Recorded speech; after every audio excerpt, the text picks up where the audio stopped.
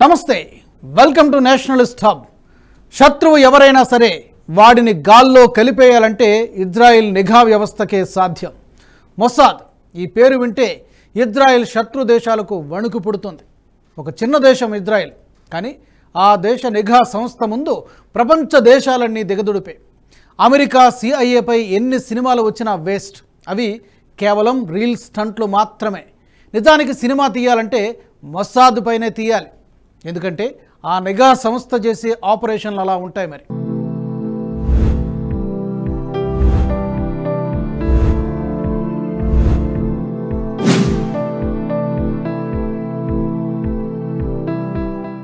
Toothpaste నుంచి phone call వరకు Mossad రచించే వ్యూహాలు అన్నీ ఇన్ని కావు. ఒక్కసారి శత్రువును టార్గెట్ చేసిందో నరకంలో బెర్త్ బుక్ చేసుకోవాల్సిందే. తాజాగా ఇజ్రాయెల్ గాజా యుద్ధం జరుగుతున్న సమయంలో ఓవైపు హమాస్ చీఫ్ ఇస్మాయిల్ హనియన్ను, మరోవైపు హెజ్బుల్లా టాప్ కమాండర్ ఫాద్ షుక్రును జూలై 31న ఒకే రోజు లేపేసింది. హనియాను ఇరాన్లో పటిష్టమైన రక్షణలో ఉండగానే లేపేసిన ఇజ్రాయెల్ ఫాద్ షుక్రును లేపేయడానికి సైతం పక్కా ప్లాన్ వేసినట్టు సమాచారం. తాజాగా అమెరికా వాల్ స్ట్రీట్ జర్నల్ ఈ విషయంపై ప్రత్యేక కథనాన్ని కూడా ప్రచురించింది. అందులో ఏముందో చూద్దాం. అంతకంటే ముందు ఈ వీడియోను లైక్ చేసి 10 మందికి షేర్ చేయండి. కామెంట్ల ద్వారా మీ అమూల్యమైన సలహాలు, సూచనలు మాతో పంచుకోండి. నేషనలిస్ట్ హబ్ ఛానల్ సబ్స్క్రైబ్ చేసుకొని జాతీయవాద జర్నలిజాన్ని ప్రోత్సహించండి. అలాగే ఈ వీడియో డిస్క్రిప్షన్లో ఉన్న నేషనలిస్ట్ హబ్ వాట్సాప్ ఛానల్ను ఫాలో చేసి ప్రతి అప్డేట్ని మిస్ అవ్వకుండా చూడండి.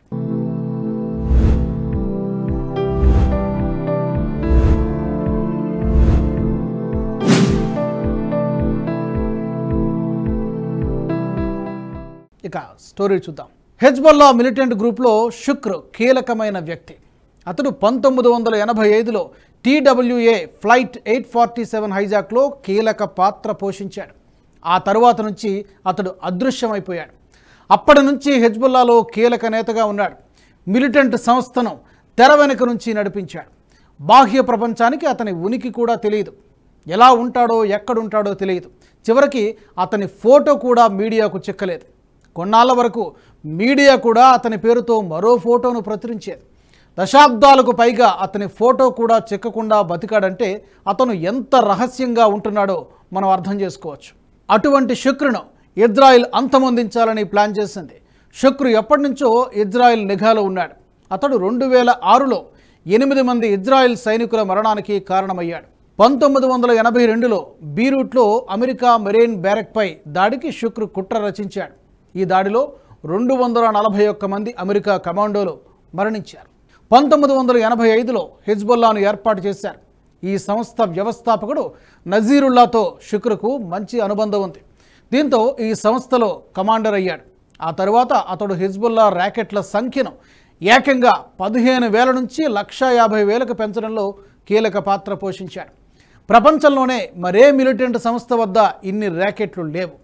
ఉగ్రవాద సంస్థలకు ర్యాకెట్లు లభించడం అంటే అంత ఆషామాషి విషయం కాదు. ప్రపంచంలో అగ్రదేశాల నుంచి ఈ ర్యాకెట్లు అందవు. అందుకే చిన్న చిన్న దేశాలకు తెరవెనుకు సహాయం చేసి ర్యాకెట్లను సంపాదించాలి. ఈ మంతనాల్లో షుక్రు కీలక పాత్ర పోషించేవాడు. తెరవెనుకు సహాయం చేయడం ద్వారా ఆయా దేశాల నుంచి ర్యాకెట్లను తరలించేవారు. అంతేకాదు, హెజ్బుల్లాకు నిధుల సేకరణలోనూ బలగాలను పటిష్టం చేయడంలోనూ షుక్రు కీలకంగా పనిచేశాడు. ఇక హెజ్బుల్లాకు గైడెడ్ మిసైల్ను అందించే పనిలో కూడా షుక్రు కీలకంగా ఉండేవాడు. ఇందుకు గైడెడ్ మిసైల్కు సంబంధించిన టెక్నాలజీ అవసరం. ఇది అగ్రదేశాల దగ్గర మాత్రమే ఉండేది. వీటి నుంచి టెక్నాలజీని తస్కరించాలి, లేకపోతే సొంతంగా సైంటిస్టుల ద్వారా పరిశోధనలు చేయించి తయారు చేయాలి. ఎలాగూ వీరికి అంత తెలివి ఉండదు కాబట్టి తస్కరించడమే ప్రధాన టార్గెట్గా పెట్టుకున్నారు. ఇందులో భాగంగానే ఇరాన్కు చెందిన విడిభాగాలను షుక్రు సాయంతోనే సిరియా మీదుగా లెబనాన్కు తరలించేవారు. వీరి ద్వారా వెళ్తున్నప్పుడు కొన్నింటిని తస్కరించడం చేసేవారు. దీని ద్వారా ఈ టెక్నాలజీ కాపీ చేయడం సులభం అవుతుంది. ఇంతటి కీలకమైన వ్యక్తిగా ఉన్న షుక్రును అంతం చేయాలని మొసాద్ భావించింది. అయితే ఇతని గురించి ఇప్పటివరకు ఏ మీడియా వద్ద కానీ, ఏ దేశం వద్ద కానీ సరైన సమాచారం లేదు. అతన్ని గుర్తించేందుకు ఒకే ఒక్క వీడియో ఇజ్రాయెల్ దగ్గర ఉంది. 2024 ప్రారంభంలో షుక్రు మేనలుడు ఇజ్రాయెల్ దాడిలో మరణించాడు. అతడి అంత్యక్రియల్లో తొలిసారిగా చాలా సంవత్సరాల తర్వాత బాహ్య ప్రపంచానికి కొన్ని నిమిషాలు కనిపించాడు. అప్పటి వరకు లెబనాన్ మీడియా షుక్రు పేరిట వేరే వ్యక్తి ఫోటోలను చూపించేవి. ఇతను ఎంత రహస్యంగా ఉండేవాడంటే బీరూట్లో శుక్రు నివసించిన భవనం చుట్టుపక్కల ఉన్నవారికి కూడా అతను శుక్రు అన్న విషయం తెలియదట. అంతటి రహస్య జీవితాన్ని ఇజ్రాయెల్ ఛేదించింది. మొసాద్ రంగంలోకి దిగి అతడికి సంబంధించిన సమాచారం అంతా సేకరించింది. ఎక్కడ ఉంటాడు, ఎలా మట్టుబెట్టాలి అన్న విషయాలన్నింటినీ క్రోడీకరించింది. ఎలాగైతేనే బీరూట్లో శుక్రు ఉన్న భవనం తాలూకు రహస్యాలను సంపాదించింది. ఇక ఉన్నదల్లా మట్టుబెట్టడమే. అయితే ఈ భవంతి మొత్తం 7 అంతస్తులు ఉంది. చుట్టూ భవనాలు ఉండడం వల్ల మొదటి 2వ ఫ్లోర్లలో ర్యాకెట్ దాడికి సరైన యాంగిల్ ఉండదు. నిటారుగా ర్యాకెట్ను జారవిడిస్తే దాని పేలుడు ప్రభావం తక్కువగా ఉంటుంది. అదే పై అంతస్తులో ఉంటే అంత ఎత్తు ఉన్న భవనాలు దాని చుట్టుపక్కల లేవు కాబట్టి ర్యాకెట్ను స్ట్రైట్గా గురిపెట్టవచ్చు. అయితే దాడి సమయంలో శుక్రు 2వ అంతస్తులో ఉన్నాడు. అతన్ని 7వ అంతస్తుకు రప్పించాలి. ఇందుకు మొసాద్ అప్పటికప్పుడే ప్లాన్ చేసింది. ఒక అజ్ఞాత వ్యక్తితో ఫోన్ చేయించింది. ఫాద్ శుక్రుకు ప్రమాదం ఉందని, అతన్ని మట్టుబెట్టడానికి ఇజ్రాయెల్ ప్లాన్ వేసిందని, వెంటనే 7వ అంతస్తుకు వెళ్ళమని అజ్ఞాత వ్యక్తి ఫోన్లో చెప్పాడు. పాపం శుక్రు అదే నిజమని నమ్మి 7వ అంతస్తుకు వెళ్ళాడు. దీంతో ఇజ్రాయెల్ అనుకున్నది సక్సెస్ అయింది. వెంటనే ర్యాకెట్ను ప్రయోగించడంతో ఫాద్ శుక్రు ప్రాణాలు గాల్లో కలిసిపోయాయి. అందుకే ప్రపంచంలో మొసాద్ ఏది ప్లాన్ చేసినా తిరుగుండదని చెబుతూ ఉంటారు.